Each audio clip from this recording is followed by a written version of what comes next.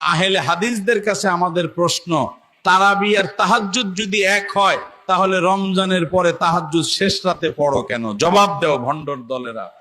যেটি তাহাজ্জুদ ওইটি তারাবি, এর কোনো প্রমাণ নেই যে তাহাজ্জুদ আলাদা তারাবি আলাদা। আহলে হাদিসদের কাছে আমাদের প্রশ্ন, তারাবি আর তাহাজ্জুদ যদি এক হয় তাহলে রমজানের পরে তাহাজ্জুদ শেষ রাতে পড়ো কেন? জবাব দাও ভণ্ডর দলেরা।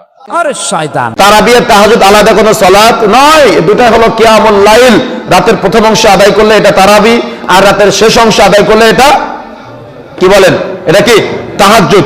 আরেকটা ডাহা মিথ্যা কথা প্রচার করা হয়, তারাবি এবং তাহাজ্জুদ আলাদা।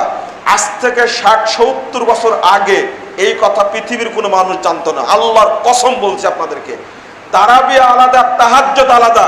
এটা বাংলাদেশ, ভারতের বেদাতি, পেট পূজারি, গুঁড়া আলেমরা তৈরি করেছে এই কথা। রমজান মাসে তারাবি পড়লে তাহাজ্জুদ পড়ার প্রয়োজন নাই, দুইটা একই নামাজ।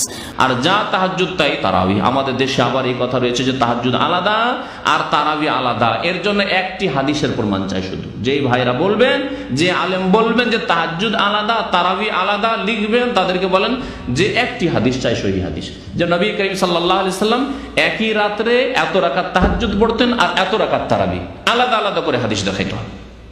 যদি দেখিয়ে দিতে পারে তো অসুবিধা নেই, কারণ আমরা হাদিসের অনুসরণ করি, নবী করিম সাল্লাল্লাহু আলাইহি ওয়াসাল্লামের অনুসরণ করি।